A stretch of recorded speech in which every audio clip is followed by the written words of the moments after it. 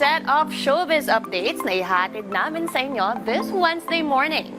Una rito, sa isang Instagram post, inanunsyo ng United States singer-songwriter na si Barry Manilow na siya ay na-diagnose ng lung cancer.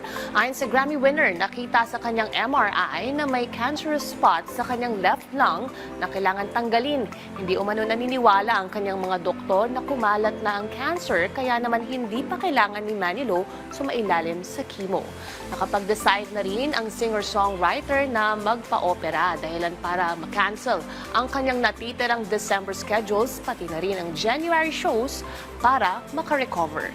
Nakatakda naman siyang bumalik sa pagpa-perform sa February para sa kanyang Valentine's Weekend concerts. Wagi ang pambato ng Pilipinas na si Novelyn Natividad sa Mrs. Asia Pacific Cosmopolitan 2025-2026 na ginanap sa Singapore at Malaysia. Sa isang media conference, ibinahagi ni Novelyn na aminado siyang hindi naging madali ang lahat. Lalo pat ito ang unang beses niyang lumaban sa isang international competition. So this is very new to me. Nung bata ako, nung kabataan ko, meron akong sa sarili ko na gusto kong, na-imagine ko kasi yung mga babae, when they are on stage. So parang ang ganda nilang tingnan, nakaka-inspire. Bukod sa corona, nakamit din niya ang mga special award gaya ng People's Choice Award, Special Queen Ambassador at Noble Beauty. Gusto kong i-showcase na ang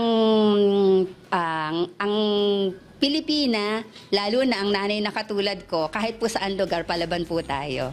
Sa lahat po ng sumuporta sa akin dito sa nakaraang laban ko sa Mrs. Asia Pacific, maraming salamat po. Talagang taos sa puso ko ang aking pasasalamat. Hindi ko rin po inaasahan na ganon karami yung aking mga kaibigan na sumuporta at tumulong dun sa journey ko na to.